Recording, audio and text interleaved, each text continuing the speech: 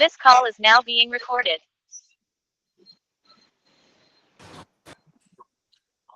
स्तुमतिभिरनुमेयं शुभ्रकायं सकायं सुखमजमनपायं मुक्त्युपायं विमायं नृहयमहममेयं ध्येयमाम्नायगेयं सदजमसदजेयं श्रीसहायं भजेयम्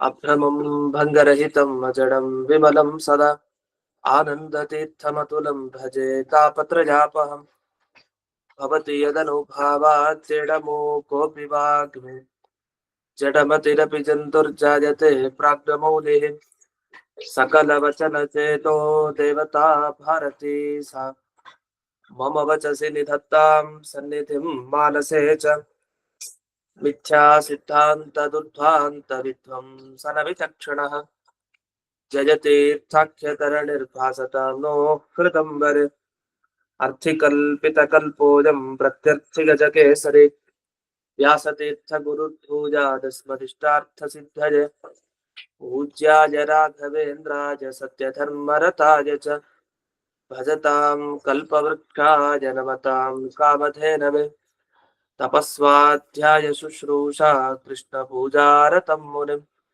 विश्वेशमिष्टदं वन्दे परिव्राट् चक्रवर्तिनं श्रीगुरुभ्यो नमः हरिः ओम्।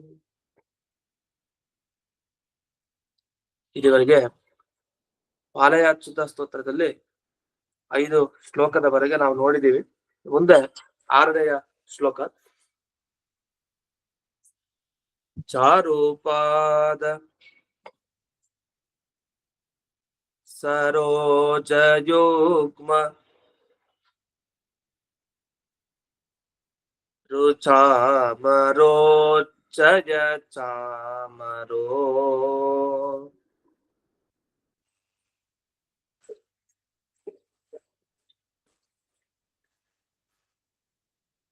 ದಾರಮೂರ್ಧಜ ಭಾನುಮಂಡಲ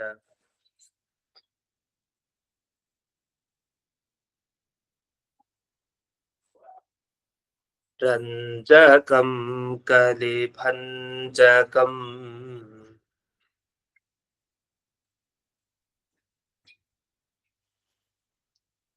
ವಿರತೋಚಿತಭೂಷಣಂ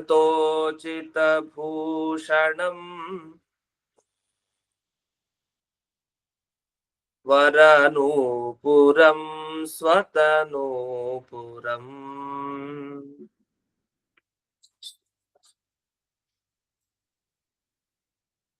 ಧಾರಯಾತ್ಮನಿರೂಪ್ಯ ಪೀಠಂ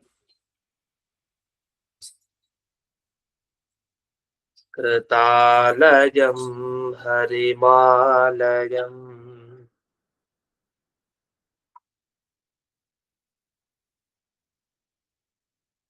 ಕೃಷ್ಣನ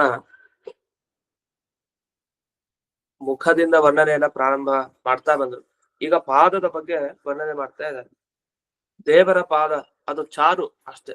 ಆ ಪಾದ ಹೇಗಿದೆ? ಚಾರು, ಬಹಳ ನೋಡ್ಲಿಕ್ಕೆ ಮನೋಹರ. ಉಡುಪಿ ಕೃಷ್ಣ ಬಾಲಕೃಷ್ಣನ ಪಾದಗಳದು. ಬಾಲಕೃಷ್ಣನ ಪಾದ ಎಷ್ಟು ಚೆನ್ನಾಗಿದೆ ಅಂದ್ರೆ ಸರೋಜ ಯುಗ್ಮ ರುಚ ಅಂತ. ಸರೋಜ ಅಂದ್ರೆ ಕಮಲ ಅಂತ. ಅದು 2 ಕಮಲ, ಅದು ಭಗವಂತನ 2 ಪಾದ, ಅದು 2 ಕಮಲದ ತರ ಇದೆ. ಅಷ್ಟೇ ಅಲ್ಲ, ಕಮಲದಂತೆ ಕೆಂಪಾಗೂ ಇದೆ. ಆ ತರಹದ ಕಾಂತಿ ಭಗವಂತನದು. ಹೀಗೆ ಚಾರು ಪಾದ ಸರೋಜ ಯುಗ್ಮ ರುಚ, ಮನೋಹರವಾದ ಪಾದ. ಸರೋಜ ಯುಗ್ಮ ಅಂದ್ರೆ ಸರೋಜ ಅಂದ್ರೆ ಕಮಲ. ಸರೋವರದಲ್ಲಿ ಹುಟ್ಟೋದಕ್ಕೆ ಸರೋಜ ಅಂತ ಕರೀತಾರೆ. ಸರಹಜ ಅಂತ. ಅಂಥ ಸರೋವರದಲ್ಲಿ ಹುಟ್ಟುವಂತ 2 ಕಮಲದಂತೆ ಭಗವಂತನ ಮನೋಹರವಾದ ಪಾದಗಳ ಕಾಂತಿ ಎಲ್ಲಾ ಕಡೆ ಪಸರಿಸ್ತಾ ಇದೆ. ಅಷ್ಟೇ ಅಲ್ಲ, ನಾವು ಕೃಷ್ಣನನ್ನು ನೋಡಿದಾಗ ಬರೀ ಕೃಷ್ಣ ಇದ್ದಾನೆ, ಸುತ್ತಲೂ ಮುತ್ತಲು ಯಾರಿದ್ದಾರೆ ನಮಗ್ ಗೊತ್ತಾಗಲ್ಲ. ವಾದಿರಾಜರು ಹೇಳ್ತಾರೆ, ಸುತ್ತಲೂ ಮುತ್ತಲು ಆಚೆ ಈಚೆ ಆ ಬಾಲಕೃಷ್ಣನಿಗೆ ಚಾಮರವನ್ನ ಬೀಸ್ತಾ ಇದ್ದಾರಂತೆ. ಯಾರು? ದೇವತೆಗಳೆಲ್ಲ. ಅದನ್ನ ಮುಂದೆ ಹೇಳಿದ್ದಾರೆ. ಎಲ್ಲ ದೇವತೆಗಳು ತಾವು ಆಚೆ ಈಚೆ ನಿಂತು ಆ ಚಾಮರವನ್ನ ಬೀಸ್ತಾ ಇದ್ದಾರೆ. ಅದನ್ನ ಇಲ್ಲಿ ಚಾಮರೋದಾರ ಮೂರ್ಧಜ ಅಂತ ಪ್ರಾರಂಭವನ್ನ ಮಾಡಿದ್ದಾರೆ. ಮುಂದಕ್ಕೆ ಅಲ್ಲಿ ಸಿಗೋಂತ ಅರ್ಥ ಹೇಗೆ? ಯಾಕಂದ್ರೆ ಈ ಶ್ಲೋಕದಲ್ಲಿ ಈ ಪದಕ್ಕೆ ಅರ್ಥ ಹೇಳೋದು ಬಹಳ ಕಷ್ಟ. ಯಾಕೆಂದ್ರೆ ಚಾಮರವನ್ನೇನೋ ಬೀಸ್ಲಿ ಆಚೆ ಈಚೆ ದೇವತೆಗಳು ಬಾಲಕೃಷ್ಣನಿಗೆ ಆ ಚಾಮರವನ್ನ ಬೀಸ್ತಾ ಅಲ್ಲಿ ಇನ್ನೊಂದು ವರ್ಣನೆಯನ್ನ ಮಾಡ್ತಾರೆ. ಯಾವಾಗ ಆ ಚಾಮರವನ್ನ ಬೀಸಿದ್ರಲ್ಲ, ಆ ಚಾಮರ ಅಂದ್ರೆ ಏನರ್ಥ? ನಾವೆಲ್ಲ ಅದ ಚಾಮರ ಅಂದ್ರೆ ಕೂದ್ಲನ್ನು ನೋಡ್ತೀವಿ, ಕೂದ್ಲು ತರ ಇರುತ್ತೆ ಆ ಚಾಮರದ. ಆ ಚಾಮರ ಅಂದ್ರೆ ವಾಸ್ತವಿಕವಾಗಿ ಅದೇ. ಆ ಚಾಮರದ ಕೂದಲು ಏನಿದೆ, ಆ ಕೂದಲುಗಳು ಹೊಳಿತಾ ಇದೆಯಂತೆ. ಅಂದ್ರೆ ಅಂಥ ಚಾಮರ, ಸಾಮಾನ್ಯವಾದ ಚಾಮರ ಅಲ್ಲ. ಆ ಚಾಮರನೇ ಚೆನ್ನಾಗಿದೆ. ಇನ್ನು ಆ ಚಾಮರದಲ್ಲಿರೋ ಕೂದಲು, ಅದಕ್ಕೂ ಒಂದು ವಿಲಕ್ಷಣವಾದ ಕಾಂತಿ ಇದೆ. ಆ ಕಾಂತಿ ಭಗವಂತನ ಮೇಲೆ ಬೀಳ್ತಾ ಇದೆ. ಮೊದಲೇ ಭಗವಂತ ಸುಂದರ ಬಾಲಕೃಷ್ಣ, ಅದ್ರ ಮೇಲೆ ಚಾಮರದ ಕೂದಲಿನ ಕಾಂತಿ ಬೇರೆ ಬೀಳ್ತಾ ಇದೆ. ಅದನ್ನ ಜೋರಾಗಿ ಹೀಗೆ ಬೀಸ್ತಾ ಇದೆ. ಆ ಬೀಸೋದ್ರಿಂದ ಆ ಕಾಂತಿ ಎಷ್ಟು ಚೆನ್ನಾಗಿ ಕೃಷ್ಣನ ಮೇಲೆ ಬೀಳ್ತಾ ಇದೆ. ಅದು ಒಂದ್ ರೀತಿ ಹೇಗಿದೆ ಅಂದ್ರೆ, ಆ ಚಾಮರಗಳು ತಮ್ಮ ಸೇವೆಯನ್ನ ಕೃಷ್ಣನಿಗೆ ಸಲ್ಲಿಸ್ತಾ ಇದೆಯೋ ಏನೋ ಅನ್ನೋ ತರಹ ಇದೆ. ಯಾಕಂದ್ರೆ ಹೋಗಿ ಹೋಗಿ ಕೃಷ್ಣನ ಮೇಲೆ ಬೀಳ್ತಾ ಇದೆಯಲ್ಲ ಚಾಮರಗಳ ಆ ಕೂದಲಿನ ಕಾಂತಿ ಅಂತ. ಅದು ಚಮರಿ ಮೃಗ ಅಂತಾನೆ ಒಂದಿದೆ, ಕೇಶೇಶು ಚಮರಿ ಅಂತ. ಈ ಚಮರಿ ಮೃಗದ ಕೂದ ಏನಿದೆ ಅದನ್ನೇ ಅದು ಚಾಮರ ಆಗಿತ್ತು ಅಂತ ಹೇಳ್ತಾರೆ. ಅಂತ ಈ ಚಾಮರದ ಸೇವೆಯನ್ನ ಪರಮಾತ್ಮ ಈ ದೇವತೆಗಳ ಒಂದು ಅನುಗ್ರಹಕ್ಕಾಗಿ ತಾನು ಸ್ವೀಕಾರ ಮಾಡ್ತಾ ಇದ್ದಾನೆ. ಅದನ್ನ ಇಲ್ಲಿ ಚಾಮರ ಉದಾರ ಮೂರ್ಧಜ ಭಾನು ಮಂಡಲ ರಂಜಕಂ ಅಂತ ಹೇಳಿ ಇಷ್ಟು ಬರುತ್ತೆ ಒಂದು ಪದ. ಈ ಪದದ ಅರ್ಥ ಅದೇ. ಅದನ್ನ ಒಂದೊಂದು ಪದದ ಅರ್ಥ ನೋಡ್ತಾ ಹೋಗೋಣ. ಚಾಮರ ಅಂದ್ರೆ ಗೊತ್ತು ನಮಗೆ. ಇನ್ನು ಚಾಮರ ಉದಾರ ಮೂರ್ಧಜ. ಉದಾರ ಅಂತಂದ್ರೆ ಏನರ್ಥ ಅಂತ ನಾವು ಸಾಮಾನ್ಯವಾಗಿ ಈ ಉದಾರ ಅನ್ನೋ ಶಬ್ದಕ್ಕೆ ಏನ ಹೇಳ್ತೀವಿ? ಉದಾರವಾಗಿ ದಾನವನ್ನು ಮಾಡೋದು ಅಂತಾನೆ ಹೇಳ್ತೀವಿ. ಇದು ಉದಾರವಾಗಿ ದಾನ ಮಾಡೋದು ಅಂದ್ರೆ ದೊಡ್ಡದು ಅಂತ ಅರ್ಥ. ಇಲ್ಲೂ ಚಾಮರ ಹೇಗಿದೆ ಅಂದ್ರೆ ಉದಾರವಾಗಿದೆ ಅಂದ್ರೆ ದೊಡ್ಡ ಚಾಮರ ಅಂತ ಅರ್ಥ. ಒಂದಾ ದೊಡ್ಡ ಚಾಮರ ಅಥವಾ ಚಾಮರ ಹೇಗೆ ದೊಡ್ಡದಿದೆಯೋ ಆ ತರ ಆ ಚಾಮರದಂತೆ ಅದರ ಕೂದಲುಗಳು ಕೂಡ ತುಂಬಾ ದೊಡ್ಡದಾಗಿದೆ. ಅಂದ್ರೆ ತುಂಬಾ ವಿಶಾಲವಾಗಿ ಇರುವಂತಹ ಚಾಮರ, ಚಿಕ್ಕ ಚಾಮರ ಅಲ್ಲ. ಸುದ್ದ ಚಾಮರ ಅಂತ ಹೆಸರಿಗೆ ಒಂದು ಚಿಕ್ಕ ಬೀಸಣಿಕೆ ತರ ಅಲ್ಲ, ತುಂಬಾ ದೊಡ್ಡ ಆಕಾರದಲ್ಲಿ ಆ ಚಾಮರ ಇದೆ. ದೇವತೆಗಳು ಹಿಡಿದಿರೋದು ಭಗವಂತನಿಗೆ ಆ ಚಿಕ್ಕ ರೂಪ ಹೊಂದಿರುವಂತಹ ದೇವರಿಗೆ ಸೇವೆಯನ್ನು ಮಾಡ್ತಾ ಇದ್ದಾರೆ. ಹಾಗಾಗಿ ಚಾಮರದಂತೆ ಉದಾರವಾದ ಮೂರ್ಧಜ. ಮೂರ್ಧಜ ಅಂತ ಯಾವ್ದನ್ನ ಕರಿತೀವಿ? ತಲೆ ಕೂದಲುಗಳಿಗೆ. ಮೂರ್ಧ ಅಂದ್ರೆ ತಲೆ, ತಲೆ ಮೇಲೆ ಬೆಳೆದಿರುವಂತಹ ಕೂದಲುಗಳಿಗೆ ಮೂರ್ಧಜ ಅಂತ ಕರೀತಾರೆ. ಆ ಮೂರ್ಧಜ ಹೇಗಿದೆ ಅಂದ್ರೆ ಭಾನುಮಂಡಲ ರಂಜಕ, ಸೂರ್ಯ ಮಂಡಲವನ್ನೇ ರಂಜಿಸತ್ತಂತೆ. ಅಂದ್ರೆ ಅಷ್ಟು ಕಿರಣ ಅದ್ರಲ್ಲಿದೆ. ಹಾಗಾದ್ರೆ ಒಂದ್ ರೀತಿ ಅರ್ಥ ಏನಂದ್ರೆ, ಆ ಚಾಮರಗಳನ್ನ ದೇವತೆಗಳು ಬೀಸ್ತಾ ಇದ್ದಾಗ ಆ ಚಾಮರಗಳ ಕೂದಲುಗಳ ಕಾಂತಿ ಅದು ಭಗವಂತನ ಮೇಲೆ ಬೀಳ್ತಾ ಇದೆ ಅಂತ. ಇನ್ನೊಂದು ಅರ್ಥ ಏನಂದ್ರೆ, ಯಾವಾಗ ಈ ಚಾಮರವನ್ನು ಬೀಸ್ತಾ ಇದ್ದಾರೆ ಭಗವಂತ ಕಾಂತಿ ಹೇಗ್ ಹೊರ ಹೊಮ್ತಾ ಇದೆ ಅಂದ್ರೆ, ಅದು ಸೂರ್ಯನ ಪ್ರಕಾಶ, ದೇವರ ಪ್ರಕಾಶ ಅಂದ್ರೆ ಅದನ್ನ ಸೂರ್ಯನ ಬೆಳಕು ಹೇಗೆ ಎಲ್ಲಾ ಕಡೆ ಬೀಳತ್ತೋ ಹಾಗೆ ಆ ಚಾಮರದ ಕೂದಲುಗಳ ಮೇಲೂ ಕೂಡ, ಚಾಮರದ ಮೇಲೂ ಕೂಡ ಆ ಕೃಷ್ಣನ ಕಾಂತಿ ಬೀಳ್ತಾ ಇದೆ. ಹಾಗಾಗಿ ಅದಿನ್ನೂ ಹೊಳಿತಾ ಇದೆ ಅಂತ ಹೀಗೂ ಅದಕ್ಕೆ ಅರ್ಥವನ್ನ ಹೇಳ್ಬೋದು. ಅಂತೂ ಅಮರೋತ್ಥಯ ಚಾಮರೋದಾರ ಮೂರ್ಖಜ ಭಾನುಮಂಡಲ ರಂಜಕ. ಇದೊಂದು ಪ್ರಶ್ನೆ ಬರುತ್ತೆ. ಈಗ ದೇವತೆಗಳು ಚಾಮರ ಬೀಸ್ತಾ ಇದಾರೆ ಅಂತ ಎಲ್ಲಿದೆ ಶಬ್ದ ಅಂದ್ರೆ, ಅದಕ್ಕೆ ಅಮರೋಚ್ಛಯ ಅಂತ ಒಂದು ಶಬ್ದ ಬಂತು. ಚಾರೂಪಾದ ಸರೋಜಯುಗ್ಮರು ಚಾ ಅಂತ ಒಂದು ಪದ ಆಯ್ತು. ಆಮೇಲೆ ಅಮರೋಚ್ಛಯ ಅಂತಿದೆ. ಅಮರ ಅಂದ್ರೆ ದೇವತೆಗಳು, ಮರಣ ಯಾರಿಗಿಲ್ವೋ ಅಂಥ ದೇವತೆಗಳಿಗೆ ಅಮರ ಅಂತ ಕರೀತಾರೆ. ಆ ಅಮರರೆಲ್ಲ ಉಚ್ಚಯ, ಬಹಳ ಎತ್ತರದ ಸ್ಥಾನದಲ್ಲಿದ್ದಾರೆ. ಅಂದ್ರೆ ದೇವತಾ ಶ್ರೇಷ್ಠರು ಅಂತ ಅರ್ಥ, ಅಥವಾ ಗುಂಪು ಅಂತ ಅರ್ಥವನ್ನ ಹೇಳ್ತಾರೆ. ಅಮರ ಉಚ್ಚಯ ಅಂದ್ರೆ ಗುಂಪು, ದೇವತೆಗಳ ಗುಂಪು ಸೇರಿ ಚಾಮರ ಸೇವೆ.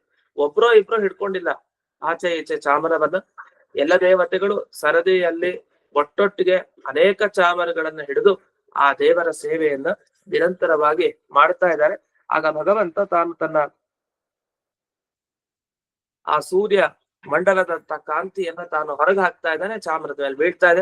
ಅಥವಾ ಚಾಮರ ಅಷ್ಟು ಚೆನ್ನಾಗಿತ್ತು, ಒಬ್ಬೊಬ್ರು ಹಿಡ್ದಿರೋ ಚಾಮರದಲ್ಲಿ ಒಂದು ವೈವಿಧ್ಯ ಇದೆ.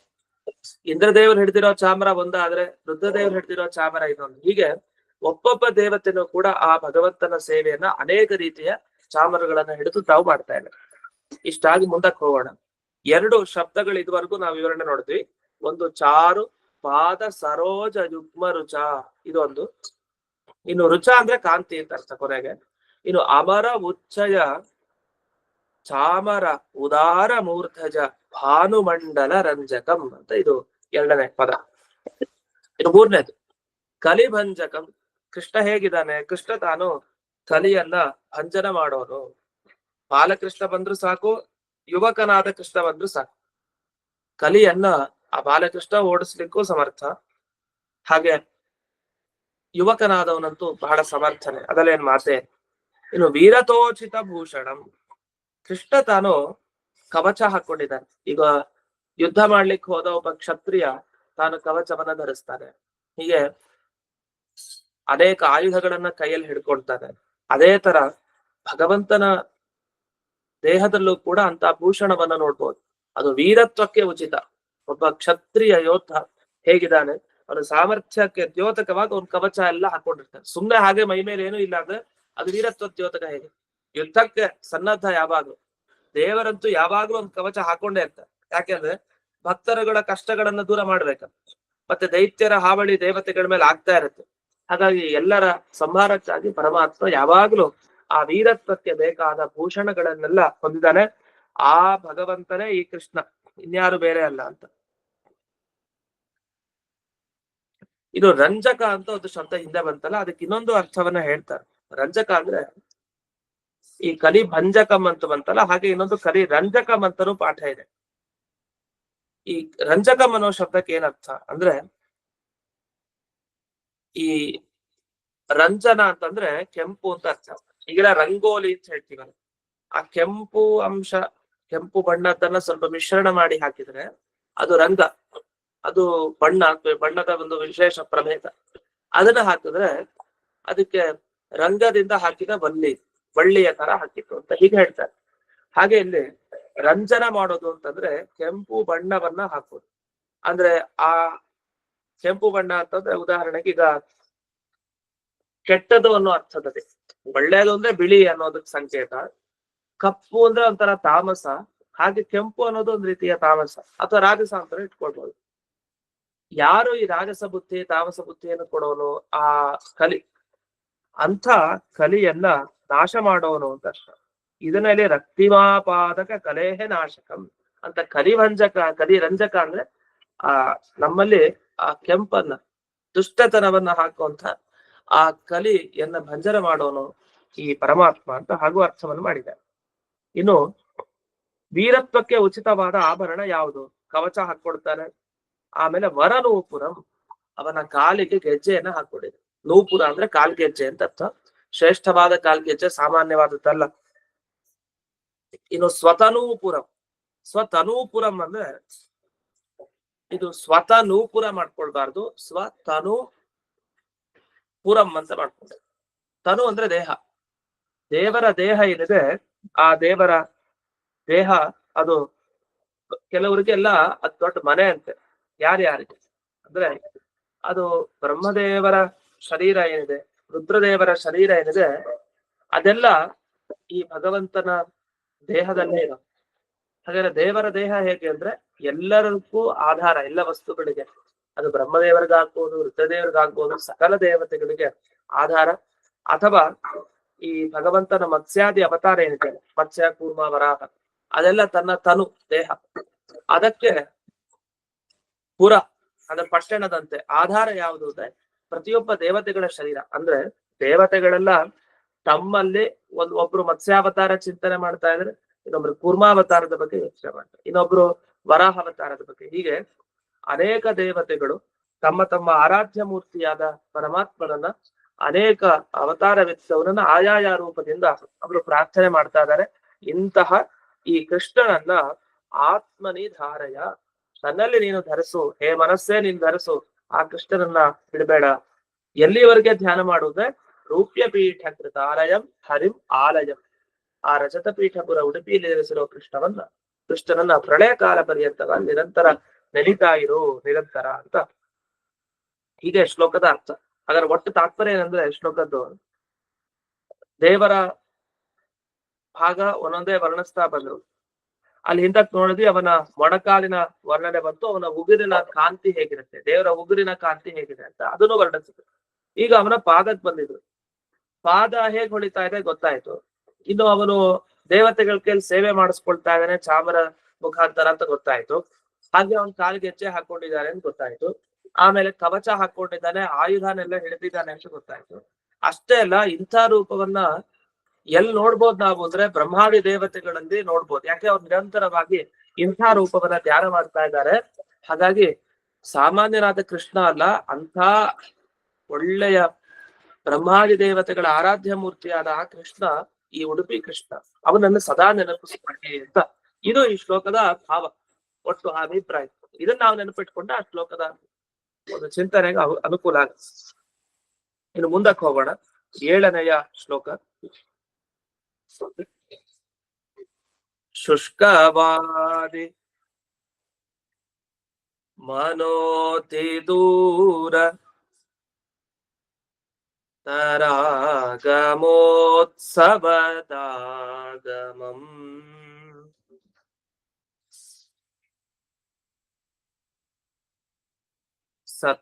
ಸತ್ಕವೀಂದ್ರವಚೋ ವಿಲಾಸ ಮಹೋದಯಂ ಮಹಿತೋದಯಂ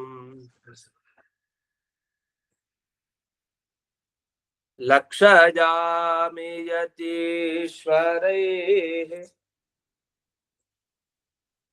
ಕೃತಪೂಜನಂ ಗುಣಭಾಜನಂ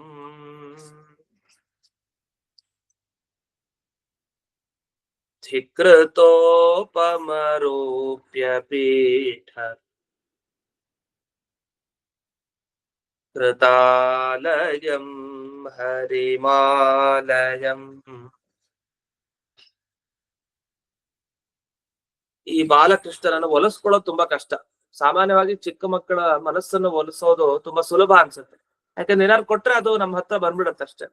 ಆದ್ರೆ ಈ ಕೃಷ್ಣನನ್ನ ಒಲಿಸ್ಕೊಳ್ಳೋದು ತುಂಬಾ ಕಷ್ಟ. ಇವನ್ ಚಿಕ್ಕ ರೂಪ ಧರಿಸಿರ್ಬೋದು, ಅದು ತುಂಬಾ ಚಾಣಾಕ್ಷ, ಆ ಭಗವಂತನ ಚಿಕ್ಕ ರೂಪ ಹೊತ್ಕೊಂಡ್ ಬಂದಿರೋದಷ್ಟೇ. ಈ ಮಗುವಿನ ಮನಸ್ಸನ್ನ ಕದಿಯೋದ್ ಬಹಳ ಕಷ್ಟ, ಅದು ನಮ್ಮ ಹತ್ರಕ್ಕೆ ಬರೆಸ್ಕೊಳ್ಳೋದು ಕಷ್ಟ. ಯಾಕಂದ್ರೆ ಶುಷ್ಕವಾದಿ ಮರ ಅತಿ ದೂರ ಅಂತ ಹೇಳ್ತಾ ಹೋಗ್ತಾರೆ. ಈ ಶುಷ್ಕವಾದಿಗಳು ಅಂತ ಇರ್ತಾರಲ್ಲ, ಶುಷ್ಕವಾದಿ ಅಂತಂದ್ರೆ ತಮಗೆ ಹೇಗೆ ಅನ್ಸತ್ತೋ ಹಾಗೆ ಮಾತಾಡ್ತಾ ಇರ್ತಾರೆ. ಅವ್ರ ಮಾತೆಲ್ಲ ಶುಷ್ಕ, ಅದು ಒಣಗೋಗಿರೋ ಮಾತು ಅಂತ. ಅದಕ್ಕೆ ಅರ್ಥ ಇಲ್ಲ, ಅದನ್ನೇನು ರಸನೇ ಸಿಗಲ್ಲ ನಿಮ್ಗೆ. ರಸ ಇಲ್ದೆ ಇರೋಂಥ ನೀರಸವಾದ ಮಾತುಗಳನ್ನ ಶುಷ್ಕವಾದ ಮಾತು ಅಂತ ಕರಿತೀವಿ. ಆ ಶುಷ್ಕವಾಗಿ ವಾದಿ ಯಾರು ಮಾತಾಡ್ತಾ ಇರ್ತಾರೆ ಅವರ ಮನಃ ಅತಿ ದೂರ ತರ, ಅವರ ಮನಸ್ಸಿಗೆ ಸಿಗಲ್ಲ ಅವನು. ಬಹಳ ದೂರ ಅಂದ್ರೆ ತುಂಬಾ ದೂರ. ಯಾಕಂದ್ರೆ ನೀರಸವಾಗಿ ಮಾತನಾಡೋರ ಹತ್ರ ಕೃಷ್ಣ ಎಂದಿಗೂ ಸುಳಿಯಲ್ಲ. ಅಂದ ಅರ್ಥ ವೇದ ಬಿಟ್ಟು ಬೇರೆ ರೀತಿ ಯಾವ್ದನ್ನೋ ನೀವು ಆಶ್ರಯಿಸಿ ದೇವರನ್ನ ಹೊಗಳ್ತಾ ಇದ್ರೂ ಬರಲ್ಲ ದೇವ್ರು.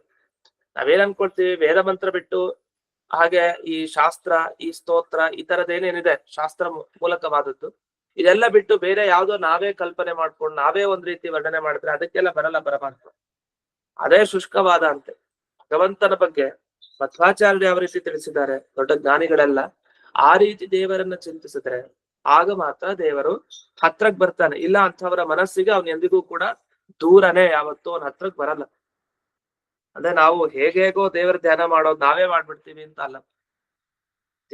ಹೇಗೆ ಧ್ಯಾನದ ಕ್ರಮವನ್ನ ವಾದಿರಾಜರಾಗ್ಲಿ ಮತ್ತೊಬ್ಬರಾಗ್ಲಿ ತಿಳಿಸಿರ್ತಾರಲ್ಲ, ಆ ತರ ಮಾಡಿದ್ರೆ ಆಗ ನಮಗೆ ದೇವರು ನಮ್ಮ ಮನಸ್ಸಿಗೆ ಬರ್ತಾರೆ. ಇದು ನಾಸ್ತಿಕರಿಗಂತೂ ದೇವರ ಹತ್ರಕ್ ಬರೋದೇ ಇಲ್ಲ. ಅವನ ಹತ್ರದಲ್ಲಿ ಇರೋ ತರ ಇರ್ತಾನೆ. ವಸ್ತುತಃ ಅವನು ಸರ್ವವ್ಯಾಪಿ, ಎಲ್ಲಾ ವಸ್ತುಗಳ ಸನ್ನಿಧಾನ ಏನಿದೆ, ಎಲ್ಲಾ ವಸ್ತುಗಳ ಸನ್ನಿಧಾನ ಕೂಡ ಅದು ಪರಮಾತ್ಮನ ಸನ್ನಿಧಾನನೇ. ಎಲ್ಲಾ ವಸ್ತು ಇದೆ ಅಂದ್ರೆ ದೇವ್ರು ಇರ್ತಾರೆ ಅಂತ ಅರ್ಥ.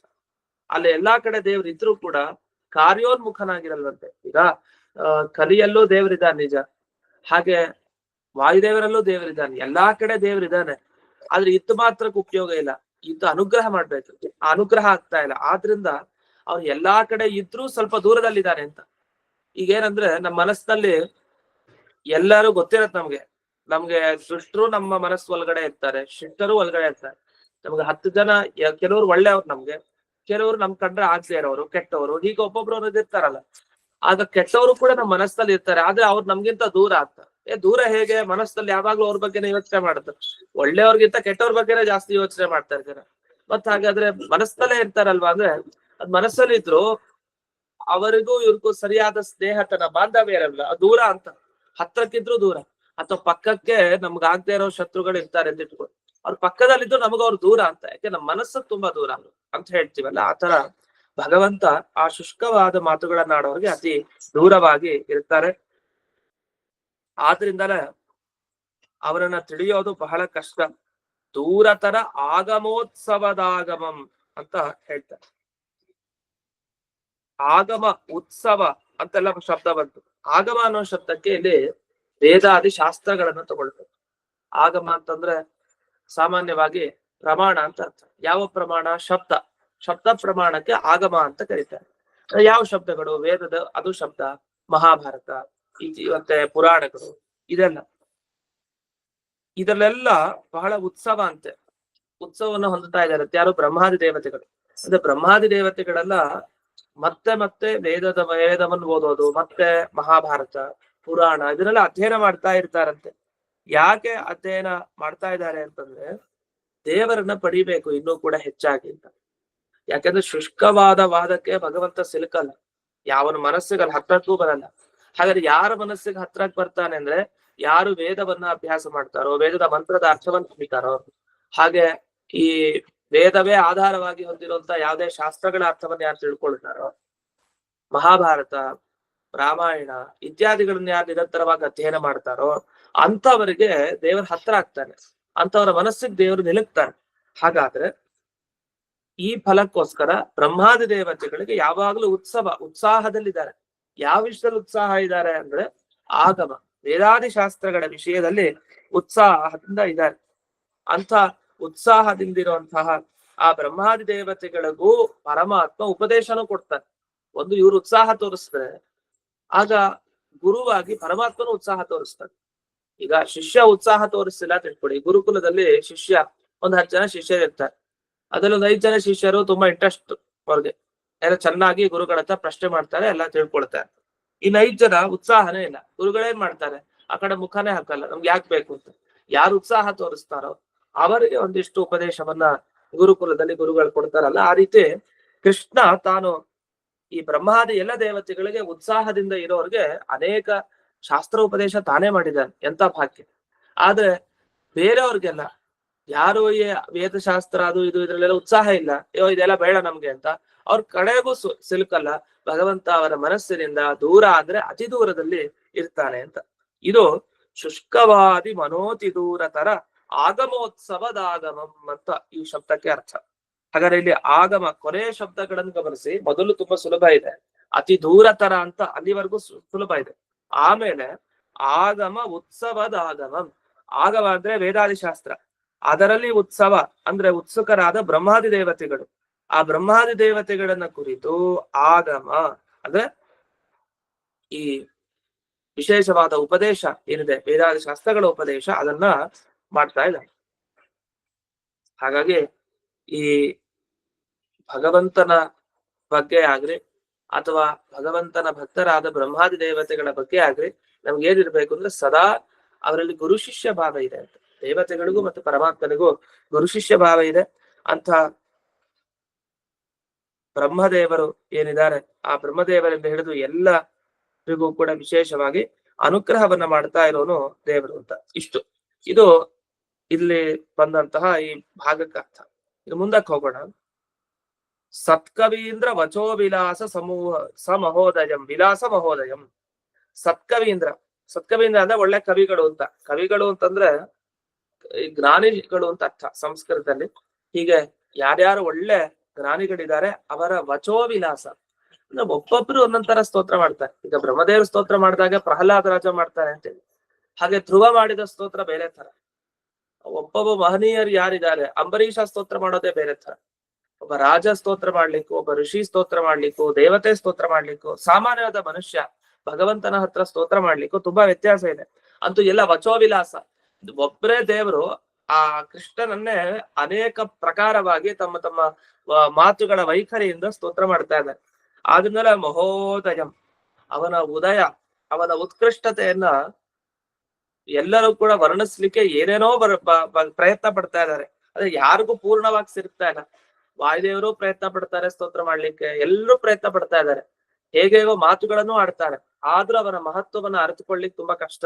ಯಾಕಂದ್ರೆ ಅವ್ನು ಮಹಾತ್ಮ ಅಂತ ಅದಕ್ಕೆ ಅವನಿಗೆ ಕರೆಯೋದು.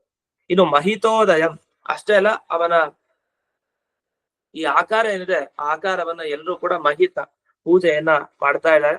ಅಂತ ಅವನ ಪ್ರಾದುರ್ಭಾವನೆ ಹಾಗೆ. ಅವನ ಉದಯ ಅಂದ್ರೆ ಹುಟ್ಟೋದು, ಅಂದ್ರೆ ಪ್ರಕಟ ಆಗೋದು ಅಂತ ಇಟ್ಕೊಂಡು, ಆ ಪ್ರಕಟನ ಏನಾಗತ್ತೆ ಭೂಮಿಯಲ್ಲಿ, ಆ ಪ್ರಕಟನ ಆಗಿದ್ದು ಒಂದೊಂದು ದೊಡ್ಡ ಉದ್ದೇಶದಿಂದಲೇ. ಅದಕ್ಕೋಸ್ಕರ ಮಹೋದಯ ಒಂದು ಅಂತ.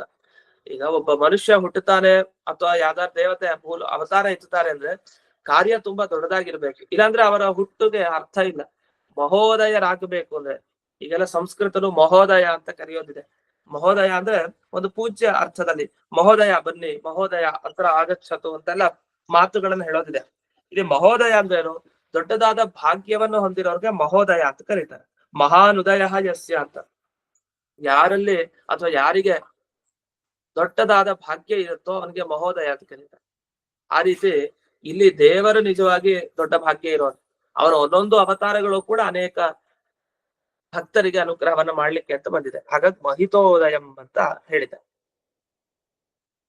ಇನ್ನು ಇಷ್ಟೇ ಅಲ್ಲ, ಇನ್ನೊಂದು ಗೀತೆಯನ್ನ ಇಲ್ಲಿ ತಗೊಳ್ಬಹುದು ನಾವು. ವೇದಾದಿ ಶಾಸ್ತ್ರಗಳನ್ನ ಬ್ರಹ್ಮದೇವರಿಗೆ ಅವನು ಉಪದೇಶ ಮಾಡ್ತಾರೆ ತಗೊಂಡ್ವಿ. ಆದ್ರೆ ಅರ್ಜುನನಿಗೆ ತಾನು ಗೀತೆಯನ್ನೇನು ಉಪದೇಶ ಮಾಡ್ದ ಅದನ್ನು ಕೂಡ ಈ ಮೊದಲನೇ ಸಾಲಿನಿಂದ ಆ ಭಗವದ್ಗೀತೆ, ಯಾಕೆ ಕೃಷ್ಣನ ಪ್ರಾರ್ಥನೆ ಆದ್ರಿಂದ ಕೃಷ್ಣ ತಾನೇನು ಉಪದೇಶ ಕೊಟ್ಟ ಭಗವದ್ಗೀತೆ ಅದನ್ನ ಅವನು ಉತ್ಸುಕನಾದ ಅರ್ಜುನನಿಗೆ ಕೊನೆಗೆ ಕೊಟ್ಟ. ವಸ್ತುತಃ ಉತ್ಸುಕನಾಗಿರ್ಲಿಲ್ಲ, ಅವನಿಗೆ ಉತ್ಸುಕನಾಗಿ ಮಾಡಿ ಅವನಿಗೆ ಕೊನೆಗೆ ಉಪದೇಶ ಕೊಟ್ಟ. ಅವನಿಗೆ ಉತ್ಸುಕತೆ ಎಲ್ಲಿತ್ತು ಅಂದ್ರೆ ಮೂಲ ರೂಪ, ಇಂದ ರೂಪದಲ್ಲಿ ಇತ್ತು ಅವನಿಗೆ ಉತ್ಸುಕತೆ.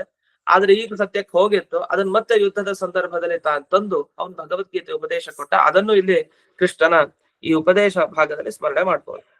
ಇನ್ನು ಲಕ್ಷಯಾಮಿ ಯತೀಶ್ವರೈ ಕೃತ ಪೂಜನ, ಯತೀಶ್ವರರು ಯಾರ್ಯಾರು ಯತಿ ಶ್ರೇಷ್ಠರಿದ್ದಾರೆ ಅವರೆಲ್ಲ ಈ ಬಾಲರೂಪಿ ಕೃಷ್ಣನಿಗೆ ಪೂಜೆಯನ್ನ ಮಾಡ್ತಾ ಇದ್ದಾರೆ. ಅಂತ ಗುಣಭಾಜನಂ, ಸಕಲ ಗುಣಗಳಿಗೆ ಆಧಾರ ಸ್ತಂಭ ಅವರು. ಅಂತ ಇವನು ಧಿಕೃತೋಪಮ ರೂಪ್ಯ ಪೀಠ ಕೃತಾಲಯಂ, ರಜತ ಪೀಠಪುರ ಉಡುಪಿ ಕ್ಷೇತ್ರಕ್ಕೆ ಹೋಲಿಕೆ ಕೊಡ್ಲಿಕ್ಕೆ ಸಾಧ್ಯ ಇಲ್ವಂತೆ. ಯಾಕೆಂದ್ರೆ ಸಾಕ್ಷಾತ್ ಕೃಷ್ಣ ಇಷ್ಟೆಲ್ಲ ದೇವತೆಗಳ ಬಳಿ ಸೇವೆಯನ್ನ ತಗೊಳ್ತಾ ತಾನು ಅಲ್ಲಿ ನೆಲೆಸಿ ಭಕ್ತರಿಗೆ ಅನುಗ್ರಹ ಮಾಡ್ತಾ ಇದ್ದಾನೆ.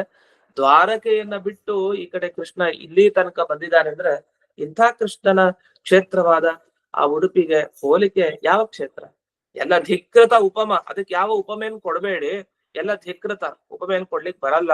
ಅರ್ಥ ರೂಪ್ಯ ಪೀಠಕೃತ ಅನಜ, ಇಂಥ ರಜತ ಪೀಠಪುರದಲ್ಲಿ ಇರುವಂತ ಆ ಕೃಷ್ಣ ತಾನು ಅನುಗ್ರಹವನ್ನ ಮಾಡ್ಲಿ, ಪ್ರಳಯ ಕಾಲ ಪರ್ಯಂತ ಅವನ ಬಗ್ಗೆ ಪ್ರಾರ್ಥನೆ ನಿರಂತರವಾಗಿ ಮಾಡ್ತಾ ಇರ್ಬೇಕು ಅಂತ. ಇಷ್ಟು ಇದು ಶ್ಲೋಕದ ಅಭಿಪ್ರಾಯ.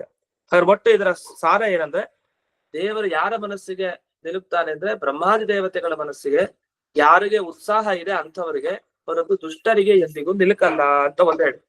ಅಷ್ಟೇ ಅಲ್ಲ, ಅವನನ್ನ ಪ್ರಾರ್ಥನೆ ಮಾಡ್ಲಿಕ್ಕೆ ಅನೇಕರು ಇಲ್ಲಿವರೆಗೂ ಅನೇಕ ತಮ್ಮ ಮಾತುಗಳನ್ನ ಹೇಳಿ ಭಗವಂತನ ಸ್ತೋತ್ರ ಮಾಡಿದ್ದಾರೆ. ಯಾಕೆಂದ್ರೆ ಅವನ ಒಂದೊಂದು ಅವತಾರಗಳು ವಿಚಿತ್ರ, ಒಂದೊಂದು ಅವತಾರಗಳು ವೈಭವದಿಂದ ಇರೋದು. ಇಂಥ ಇವರನ್ನ ಯತೀಶ್ವರರು ಪ್ರತಿನಿತ್ಯ ಆ ಬಾಲರೂಪಿ ಕೃಷ್ಣನ ಪೂಜೆ ಮಾಡ್ತಾ ಇದ್ದಾರೆ. ಅಂಥ ಕೃಷ್ಣನ ನೆಲೆಯಾದ ಉಡುಪಿ ಕ್ಷೇತ್ರಕ್ಕೆ ಸಮಾನವಾದದ್ದೊಂದು ಕಾಣಲ್ಲ. ಆದ್ರಿಂದ ಇಂಥ ಬಾಲಕೃಷ್ಣನ ನಿರಂತರವಾಗಿ ಮನಸ್ಸೇ ಸ್ಮರಣೆ ಮಾಡುವಂತ ಇಷ್ಟನ್ನ ಇಲ್ಲಿ ವಾದಿರಾಜರು ಈ ಶ್ಲೋಕದ ಮುಖಾಂತರ ತಿಳಿಸಿದೆ. ಇದಾಗಿ ಮುಂದಕ್ಕೆ 8ನೆಯ ಶ್ಲೋಕ. ಇವತ್ತು ಈ ಸ್ತೋತ್ರ ಮುಕ್ತಾಯ ಆಗುತ್ತೆ. ಯಾಕಂದ್ರೆ ಇನ್ನು 2 ಶ್ಲೋಕವನ್ನು ಹೇಳಿದ್ರೆ ಪಾಲಯಾತ್ರದ ಮುಕ್ತಾಯ ಆಗುತ್ತೆ. ನಂತರ ಆ ಪಾಲಯಾತ್ರದ ಪಾರಾಯಣವನ್ನ ಮಾಡಿ ಅದನ್ನು ಕೂಡ ಅಪ್ಲೋಡ್ ಮಾಡ್ಲಾಗುತ್ತೆ. ಇನ್ನು ಮುಂದಕ್ಕೆ ಹೋಗೋಣ. 8ನೆಯ ಶ್ಲೋಕ. ನಾರದ ಪ್ರಿಯ ಮಾವಿಷಾಂಬುರು ಹೇ ಕ್ಷಣಂ ನಿಜರ ಕ್ಷಣಂ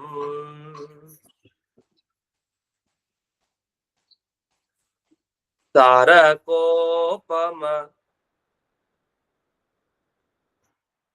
ಚಾರುದೀಪ ಛಯಾಂತರೆ ಗತ ಚಿಂತರೆ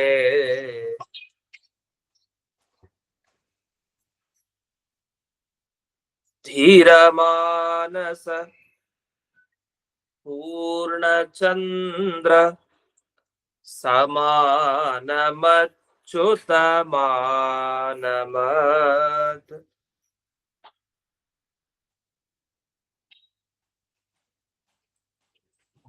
ದ್ವಾರಕೋಪಮರೂಪ್ಯ ಪೀಠ ಕೃತಾಲಯಂ ಹರಿಮಾಲಯಂ ನಾರದ ಪ್ರಿಯ ಅಂತ ಹೇಳ್ತಾರೆ. ನಾರದರಿಗೆ ಅತ್ಯಂತ ಪ್ರೀತಿ ಪಾತ್ರರಾದವನು ಕೃಷ್ಣ. ಯಾಕೆ ಅನೇಕ ಸಲಿ ನಾರದರು ಎಲ್ಲಾ ರಾಜರುಗಳಿದ್ದಾಗ ಕೃಷ್ಣ ತಾನು ರುಕ್ಮಿಣಿ ಜೊತೆಗೆ ಸತ್ಯಭಾಮೆ ಜೊತೆಗಿದ್ದಾಗ ಸ್ತೋತ್ರ ಮಾಡಿ ಹೋಗ್ತಾರೆ ನಾರದರು. ಪುನಃ ಪುನಃ ಕೃಷ್ಣಾವತಾರದಲ್ಲಿ ಗಮನಿಸ್ಬೋದು. ಯಾಕೆ ದೇವತೆಗಳೆಲ್ಲ ಇಲ್ಲಿ ಅವತರಿಸ್ಬಿಟ್ಟಿದ್ದಾರೆ.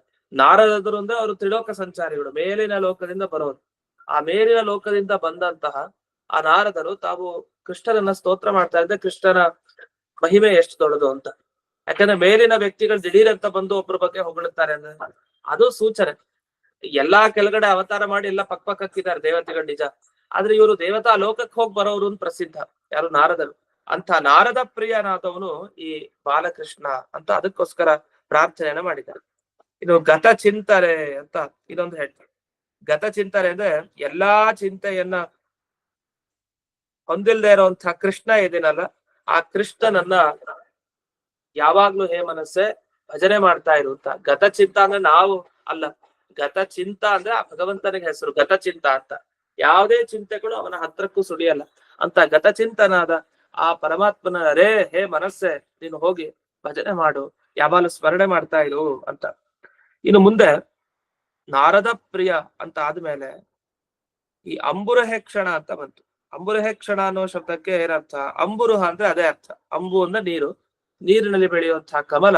ಆ ಕಮಲದಂತಹ ಸುಂದರವಾದ ಕಣ್ಣು ಆ ಭಗವಂತನದ್ದು.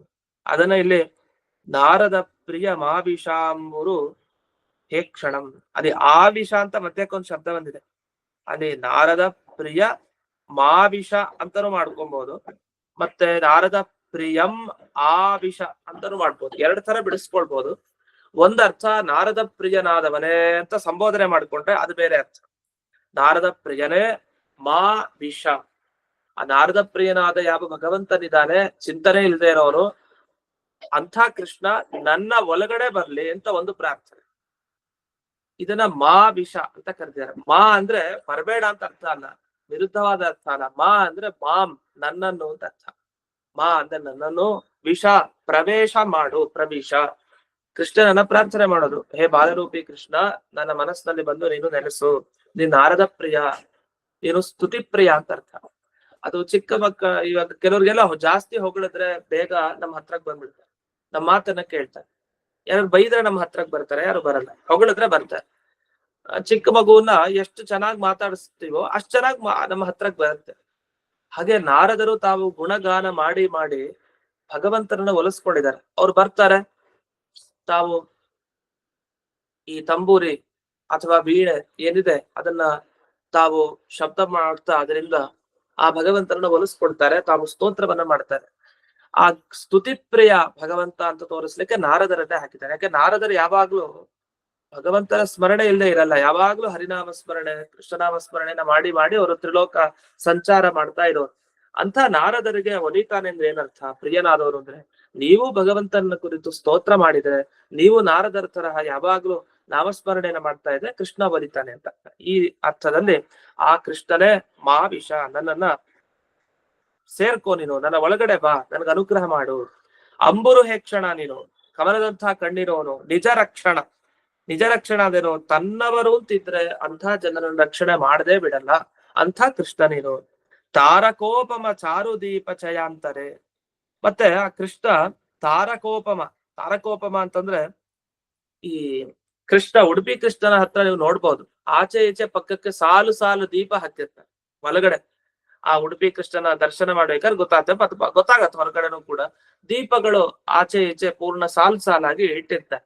ಆ ದೀಪಗಳು ಹೇಗಿದೆ ಅಂದ್ರೆ ನಕ್ಷತ್ರಗಳ ತರ ಆ ದೀಪಗಳಿದೆಯಂತೆ. ನಾವ್ ಹಾಗೆ ಚಿಂತನೆ ಮಾಡ್ಬೇಕಂತೆ. ಭಗವಂತ ಆಕಾಶದಲ್ಲಿ ರಾಜನ ತರ ಇದ್ದಾನೆ. ಆಕಾಶದಲ್ಲಿ ಸೂರ್ಯ ಹೇಗೆ ರಾಜನ ತರ ಇರ್ತಾನೋ ಹಾಗೆ ಚಂದ್ರನು ಕೂಡ ರಾಜನ ತರ ಇರ್ತಾನೆ. ಆಚೆ ಈಚೆ ಸುತ್ತು ನಕ್ಷತ್ರಗಳೆಲ್ಲ ಇರುತ್ತೆ. ಆ ನಕ್ಷತ್ರಗಳ ಮಧ್ಯದಲ್ಲಿ ಚಂದ್ರ ಶೋಭಿಸ್ತಾ ಇರ್ತಾನೆ.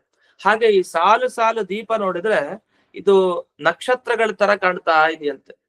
ವಾದಿರಾಜರು ಹೇಳ್ತಾರೆ ಬಾಲಕೃಷ್ಣನ ಹತ್ತಿರ ಆಚೆ ಈಚೆ ಬೆಳಗ್ತಾ ಇರೋ ದೀಪಗಳೇನಿದೆ ಅದು ಸಾಲಾಗಿ ನಕ್ಷತ್ರಗಳಂತೆ ಇದೆ.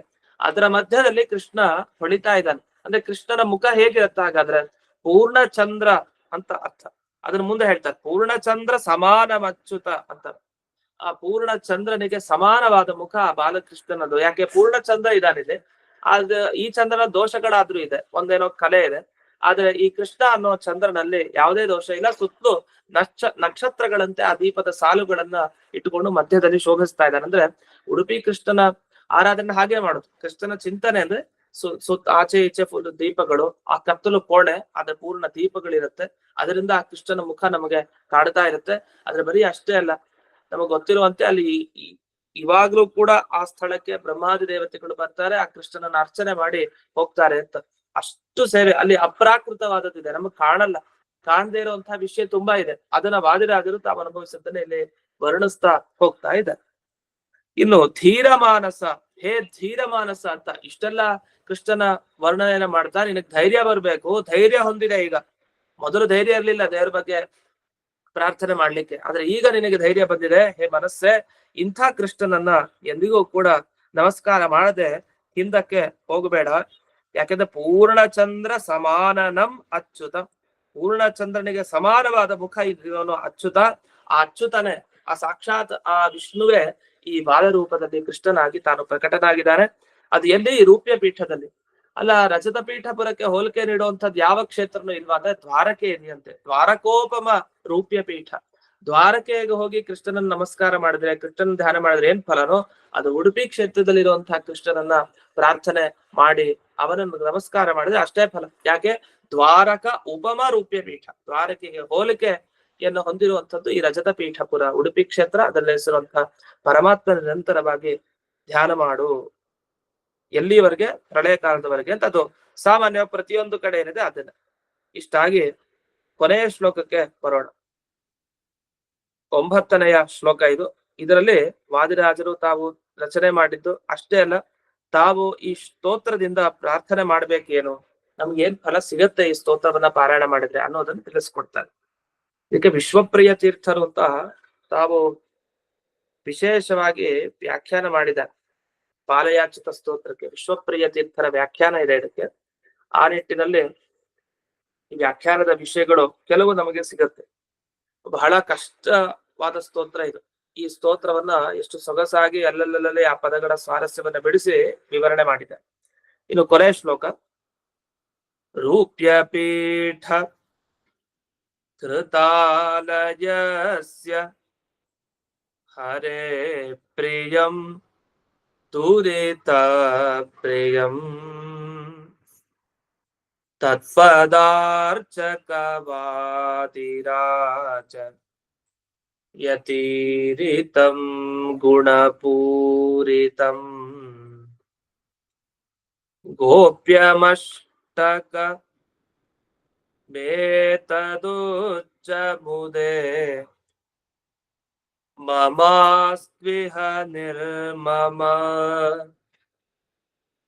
ಪ್ರಾಪ್ಯ ಶುದ್ಧ ಫಲಾಯ ತತ್ರ ಸುಕೋಮಲಂ ಹೃತಧೀಮಲಂ. ಇಲ್ಲಿ ಕೊನೆಯ ಸಾಲಿನಲ್ಲಿ ಶುದ್ಧ ಫಲಾಯ ಅಂತ ಒಂದು ಪಾಠ ಇದೆ. ಇದೊಂದು ಸೌಖ್ಯ ಫಲಾಯ ಅಂತ ಇದೆ. ಅಂದ್ರೆ ಪ್ರಾಪ್ಯ ಸೌಖ್ಯ ಫಲಾಯ ಇದು ಒಂದು. ಇದಂದ್ರೆ ಪ್ರಾಪ್ಯ ಶುದ್ಧ ಫಲಾಯ ಅಂತ ಇದೆ. ಎರಡು ಪಾಠ ಇದೆ. ಇದಕ್ಕೆ ಅರ್ಥ ಇಷ್ಟು. ರೂಪ್ಯ ಪೀಠಾಕೃತಾಲಯಸ್ಯ ಹರೇಹ ಪ್ರಿಯಂ. ಭಗವಂತ ತಾನು ಎಲ್ಲಿ ನೆಲೆಸಿದ್ದಾನೆ? ರೂಪ್ಯ ಪೀಠದಲ್ಲಿ. ಅದು ನಮ್ಗೆ ಗೊತ್ತಿದೆ. ಅದನ್ನ ಪ್ರತಿ ಬಾರಿಯೂ ವಾದಿರಾಜರು ಸ್ಪಷ್ಟಪಡಿಸ್ತಾ ಇದ್ದಾರೆ. ಈ ಸ್ತೋತ್ರ ಅದು ಉಡುಪಿ ಕೃಷ್ಣನ ಸ್ತೋತ್ರ. ಆ ಉಡುಪಿ ಕ್ಷೇತ್ರದಲ್ಲಿ ನೆಲೆಸಿರುವಂತಹ ಬಾಲರೂಪಿ ಕೃಷ್ಣನಿಗೆ ಅತ್ಯಂತ ಪ್ರಿಯ ಇದು ಅಂತ. ಆದ್ರೆ ದುರಿತ ಅಪ್ರಿಯ. ಮತ್ತೆ ಈ ಸ್ತೋತ್ರ ಅದು ಎಲ್ಲದಕ್ಕೂ ಪ್ರೀತಿ ಪಾತ್ರ ಆಗ್ಬೇಕು ಅಂತಿಲ್ಲ, ಎಲ್ಲರಿಗೂ ಎಲ್ಲದ್ದು ಒಳ್ಳೆಯದಕ್ಕೆ ಕಾರಣ ಆಗ್ಬೇಕು ಅಂತಿಲ್ಲ. ಕೆಟ್ಟವ್ರಿಗೆ ಒಳ್ಳೆಯದು ಅದು ಕೆಟ್ಟದ್ದೇ ಆಗುತ್ತೆ ಕೆಟ್ಟವ್ರಿಗೆ. ಇದು ದುರಿತ ಅಂದ್ರೆ ಯಾವುದು? ಪಾಪಗಳು. ಪಾಪಗಳಿಗೆ ಸ್ತೋತ್ರ ಕಂಡ್ರೆ ಹೆದರಿಕೆ, ದೇವರ ಬಗ್ಗೆ ಕಂಡ್ರೆ ಪಾಪಗಳಿಗೆ ಹೆದರಿಕೆ. ಅದು ಆಗಲ್ಲ. ಅದಕ್ಕೆ ದುರಿತಗಳಿಗೆಲ್ಲ ಇದು ಅಪ್ರಿಯ, ಒಳ್ಳೆಯವರಿಗೆ ಇದು ಪ್ರಿಯ. ಹರೇಹೆ ಪ್ರಿಯಂ, ಇನ್ನು ಭಗವಂತನಿಗೆ ಪ್ರೀತಿ ಪಾತ್ರವಾದ, ಅಷ್ಟೇ ಅಲ್ಲ ಪಾಪಗಳಿಗೆ ಅಪ್ರಿಯವಾದ ಈ ಸ್ತೋತ್ರ ಅಂತ. ಹಾಗಾದ್ರೆ ಈ ಸ್ತೋತ್ರ ಕೃಷ್ಣನಿಗೆ ತುಂಬಾ ಇಷ್ಟ, ಪಾಪಗಳಿಗೆ ಇಷ್ಟ ಇಲ್ಲ. ಯಾಕೆ? ಈ ಸ್ತೋತ್ರ ಪಾರಾಯಣ ಮಾಡಿದ್ರೆ ಪಾಪಗಳನ್ನು ಕಳ್ಕೊಳ್ತೀವಿ, ಕೆಟ್ಟದ್ದೇನೇನಿದೆ ಅದೆಲ್ಲ ಹೋಗುತ್ತೆ, ಒಳ್ಳೇದಾಗತ್ತೆ. ತತ್ಪದಾರ್ಚಕ ವಾದಿರಾಜ ಯತೀರಿತಂ. ಯಾಕೆಂದ್ರೆ ಈ ಸ್ತೋತ್ರವನ್ನ ಹೇಳಿದ್ ಯಾರೋ ಬೇರೆ ಅಲ್ಲ, ಕೃಷ್ಣನ ಪಾದಗಳನ್ನ ನಿರಂತರ ಭಜಿಸುವಂತ ವಾದಿರಾಜರು ಮಾಡಿದ ಸ್ತೋತ್ರ ಅಷ್ಟೇ. ಆ ಗುಣಪೂರಿತ. ಮತ್ತೆ ಇಂಥ ಈ ಸ್ತೋತ್ರದಲ್ಲಿ ಕೃಷ್ಣನನ್ನ ವರ್ಣಿಸಿದ್ದಾರೆ ಅಂತ. ಕೃಷ್ಣ ಹೇಗೆ ಗುಣಪೂರ್ಣನೋ, ಅದ್ರಲ್ಲಿ ಹೇಗೆ ಸದ್ಗುಣಗಳು ತುಂಬಿದೆಯೋ, ಈ ಸ್ತೋತ್ರದಲ್ಲೂ ಅವನ ಅನುಗ್ರಹದಿಂದ ಸ್ತೋತ್ರಗಳಲ್ಲೂ ಗುಣ ತುಂಬಿರುತ್ತೆ. ಯಾಕೆ? ಕೃಷ್ಣ ಬಿಟ್ಟು ಬೇರೆ ಏನಲ್ಲ ಈ ಸ್ತೋತ್ರ. ಆ ಕೃಷ್ಣ ಯಾವಾಗ ಒಂದು ವಸ್ತುವಿನ ಜೊತೆಗೆ ಸೇರ್ಕೊಳ್ತಾನೋ ಸಹಜವಾಗಿ ಅಲ್ಲಿ ಒಳ್ಳೆ ಗುಣಗಳು ಕೂಡ ಪ್ರಾದುರ್ಭಾವ ಆಗತ್ತೆ. ಹಾಗಾಗಿ ಈ ಕೃತಿ ಬಹಳ ಗುಣದಿಂದ ತುಂಬಿದೆ, ಒಳ್ಳೊಳ್ಳೆ ಅಂಶಗಳು ಇದರಲ್ಲಿ ಇದೆ. ಯಾಕೆ ಇದು ಒಳ್ಳೆ ಅಂಶ ಇದೆ ಅಂತಂದ್ರೆ ಮಹಾಪುರುಷಾರ್ಥಕ್ಕೆ ಕಾರಣ. ಈ ಸ್ತೋತ್ರವನ್ನ ಪಾರಾಯಣ ಮಾಡಿದ್ರೆ ಮಹಾಪುರುಷಾರ್ಥಕ್ಕೆ ಕಾರಣ ಆಗತ್ತೆ, ಮಹಾಪುರುಷಾರ್ಥ ಸಿಗತ್ತೆ. ಹಾಗೆ ಎಲ್ಲಾ ಅನಿಷ್ಟಗಳು ಇದರಿಂದ ನಿವೃತ್ತಿ ಆಗತ್ತೆ. ಇಂಥ ಗೋಪ್ಯಮಷ್ಟಕಂ, ಬಹಳ ಗೋಪ್ಯ ಇದು. ಅಲ್ಲಿ ಹೇಳಿರೋ ಒಂದೊಂದು ವಿಷಯನೂ ಕೂಡ ಅತಿ ಗೋಪ್ಯ. ಯಾಕೆ ಗೋಪ್ಯ ಅಂದ್ರೆ ಉಡುಪಿ ಕೃಷ್ಣನ ಬಳಿ ಏನೇನ್ ನಡೆಯತ್ತೆ ನಮ್ಗೆ ಹೇಗೆ ಗೊತ್ತು? ಬರೀ ಉಡುಪಿ ಕೃಷ್ಣನ್ ನೋಡ್ತೀವಿ ಅಷ್ಟೇ, ಆಚೆ ದೀಪಗಳ ಸಾಲು ನೋಡ್ಬಿಡ್ತೀವಿ, ಅಲ್ಲಿ ಹಿಂದಿರೋ ಪ್ರತಿಮೆಗಳು ನೋಡ್ತೀವಿ ಅಷ್ಟೇ. ಆದ್ರೆ ಏನ್ ನಡೀತಾ ಇದೆ, ಕೃಷ್ಣ ನಿಜವಾಗಿ ಹೇಗಿದ್ದಾನೆ, ಎಂಥ ಕೃಷ್ಣ ಅಲ್ಲಿ ಬಂದು ನೆಲೆಸಿದ್ದಾನೆ, ಇದೆಲ್ಲ ಗೋಪ್ಯ, ಇದು ನಮಗ್ ಗೊತ್ತಿಲ್ಲ. ಆದ್ರೆ ವಾದಿರಾಜರು ಈ ಎಲ್ಲ ವಿಷಯಗಳನ್ನ ತಾವು ತಿಳಿಸಿದ್ದಾರೆ. ಅಷ್ಟೇ ಅಲ್ಲ, ಗೋಪ್ಯ ಅಂದ್ರೆ ಇದೊಂದು ಅರ್ಥ, ಇದನ್ನ ಎಲ್ಲಾರ್ಗೂ ಹೇಳೋದು ಅಂತ ಇಲ್ಲಂತೆ. ಇದು ಅಯೋಗ್ಯರಿಗೆ ಹೇಳೋದಲ್ವಂತೆ. ಯಾರು ಯೋಗ್ಯರೋ ಅವರಿಗೆ ಮಾತ್ರ ಈ ಸ್ತೋತ್ರವನ್ನ ಹೇಳ್ಬೇಕು. ಏತದಷ್ಟಕಂ, ಇಂಥ 8 ಶ್ಲೋಕ ಹೊಂದಿರುವಂತ, ಅದಕ್ಕೋಸ್ಕರ ಕೃಷ್ಣಾಷ್ಟಕ ಅಂತ ಇದು ಪ್ರಸಿದ್ಧ. ಇರೋದು 9ನೇ ಶ್ಲೋಕದಲ್ಲಿ ಈ ವಿಷಯ. ಹಾಗಾಗಿ 8 ಶ್ಲೋಕಗಳಿಂದ ವಿಶೇಷವಾಗಿ ಕೃಷ್ಣನ ಸ್ತೋತ್ರವನ್ನ ತಾವು ಮಾಡಿದ್ದಾರೆ.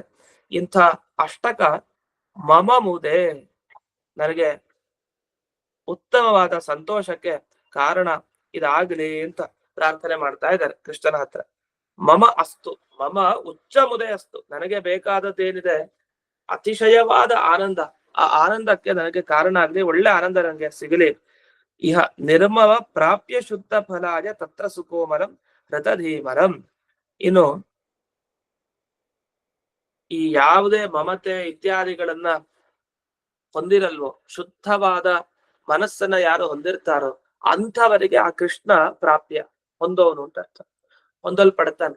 ಯಾರಿಗೆ ಕೃಷ್ಣ ಸಿಗ್ತಾನೆ ಅಂದ್ರೆ ಯಾರ ಮನಸ್ಸಿನಲ್ಲಿ ಮಲನೇ ಇಲ್ವೋ, ಕಶ್ಮಲಗಳು, ಅಂಥ ಕೃಷ್ಣ ತಾನು ಈ ಇಂಥವರ ಮನಸ್ಸಿಗೆ ಸಿಗ್ತಾನೆ. ಅಂತಹ ಸ್ತೋತ್ರ ಇದು. ಶುದ್ಧ ಫಲಾಯ ತತ್ರ ಸುಕೋಮರಂ ಹೃತಧೀಮನಂ. ಹೃತಧೀಮನ ಅಂದ್ರೆ ಈ ಸ್ತೋತ್ರವನ್ನ ಪಾರಾಯಣ ಮಾಡಿದ ಹಾಗೆ ನಮ್ಮ ಬುದ್ಧಿಯ ಕಶ್ಮಲಗಳೆಲ್ಲ ಪರಿಹಾರ ಆಗತ್ತೆ, ನಿಜವಾದ ಆನಂದ ಏನಿದೆ ಅದು ನಮ್ಗೆ ಸಿಗತ್ತೆ. ಅಂತ ಈ ಸ್ತೋತ್ರ ಶುದ್ಧ ಫಲಾಯ, ನಮ್ಮ ಜೀವನದಲ್ಲಿ ಯಾವ ಫಲ ಸಿಗಬೇಕೋ ಶುದ್ಧವಾದ ಫಲ, ಅದಕ್ಕೆ ಇದು ಕಾರಣ ಆಗತ್ತೆ ಈ ಸ್ತೋತ್ರ ಅಂತ.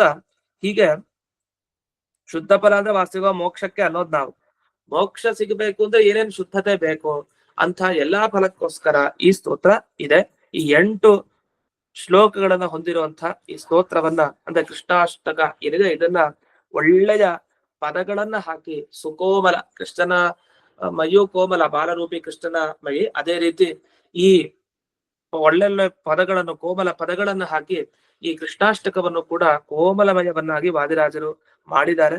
ಇಂಥ ಒಳ್ಳೆಯ ಕೋಮಲವಾದ ಪದಗಳು, ಹಾಗೆ ಮನಸ್ಸಿನ ದೋಷಗಳನ್ನ ದೂರ ಮಾಡುವಂಥದ್ದಿದು. ಅಂತ ಇದು ನನಗೆ ಎಲ್ಲ ಮಮತೆ ಅಂದ್ರೆ ಅವ್ರು ವಾದಿರಾಜರು ಪ್ರಾರ್ಥನೆ ಮಾಡ್ತಾ ತಾವು ಯತಿಗಳು, ಅದರಿಂದ ವಿಶೇಷವಾಗಿ ಯತಿಗಳು ಸನ್ಯಾಸಿಗಳು ಆದ್ರೆ ವಿರತಿ, ಎಲ್ಲಾ ಕಡೆಯಿಂದ ವೈರಾಗ್ಯವನ್ನ ಪಡಿಬೇಕಾದ್ರಿಂದ ವಿಷಯ ಮಮತೆ ಇತ್ಯಾದಿಗಳನ್ನೆಲ್ಲ ದೂರ ಮಾಡಿ ನನಗೆ ಮೋಕ್ಷದಲ್ಲಿ ಸಿಗಬೇಕಾದ ಆನಂದ ಏನಿದೆಯಲ್ಲ ಅದಕ್ಕೆ ಇದು ಸಾಧಕ ಆಗ್ಲಿ ಅಂತ. ಅಂದ್ರೆ ನಾವು ಅನ್ಕೊಂಡಿರೋದು ದೃಷ್ಟಿ ಅಲ್ಲಿ. ಅದಕ್ಕೆ ಅವರು ಪ್ರಳಯ ಕಾಲದವರೆಗೆ ನನ್ನ ಮನಸ್ಸು ನಿನ್ನ ಬಗ್ಗೆ ಚಿಂತಿಸ್ಲಿ ಏನರ್ಥ, ಪ್ರಳಯ ಕಾಲದವರೆಗೆ ಚಿಂತಿಸಿ ಆಮೇಲೆ ಬ್ರಹ್ಮದೇವರು ಕೈಲಿ ಉಪದೇಶ ಪಡೆದುಕೊಂಡು ನಂತರ ಆ ಒಬ್ಬ ಜೀವನ ಸಾಧನ ಮುಗಿದ ಮೇಲೆ ತಾನು ಮೋಕ್ಷಕ್ಕೆ ಹೋಗ್ಬೇಕಲ್ಲ, ಆ ಮೋಕ್ಷದಲ್ಲಿ ಒಳ್ಳೆ ಆನಂದ ಸಿಗಲಿ ಅಂತ ಅವ್ರ ದೃಷ್ಟಿ ಬರೀ ಈ ಜನ್ಮಕ್ಕಲ್ಲ, ಅಲ್ಲಿವರೆಗೆ ಆ ದೃಷ್ಟಿ ಇರ್ಬೇಕಲ್ಲ, ಅದನ್ನ ಇಟ್ಕೊಂಡು ವಾದಿರಾಜರು ಸುಂದರವಾಗಿ ಪಾಲಯಾಚ್ಯುತ ಪಾಲಯಾಚಿತ ಅನ್ನೋ ಈ ಸ್ತೋತ್ರವನ್ನ ವರ್ಣಿಸಿದ್ದಾರೆ ಇದುವರೆಗೂ. ಅಂತೂ ನಮಗೆ ಪಾಲಯಾಚ್ಯುತ ಎಲ್ಲಾ ಕಡೆ ಪಾರಾಯಣ ಮಾಡುವಂತ ಪ್ರಸಿದ್ಧವಾದ ಸ್ತೋತ್ರ ಇದು. ಇದಕ್ಕೆ ಅರ್ಥ ತಿಳ್ಕೊಂಡ್ ಮಾಡಿದಾಗ ಬಹಳ ವಿಶೇಷ ಫಲ ಇದಕ್ಕೆ. ಬಹಳ ಕಠಿಣ, ವಾದಿರಾಜರು ರಚನೆ ಮಾಡಿದ ಸ್ತೋತ್ರಗಳು ತುಂಬಾ ಸುಲಭ ಅಂತ ಅನಿಸ್ಬೋದು, ಅಷ್ಟು ಚೆನ್ನಾಗಿ ಪ್ರಾಸಬದ್ಧವಾಗಿ ಬರೀತಾರೆ. ಆದ್ರೆ ಆ ಪ್ರಾಸ ಹಾಕದಷ್ಟು ಪದಗಳಲ್ಲಿ ಅಷ್ಟೇ ಅಲ್ಲ, ಈ ತರದ ಅಪೂರ್ವವಾದ ಪದಗಳನ್ನ ಹಾಕಿದಾಗ ಅದಕ್ಕೆ ನಿಜವಾದ ಅರ್ಥ ಏನು ಅಂತ ತಿಳಿಯೋದು ಬಹಳ ಕಷ್ಟ.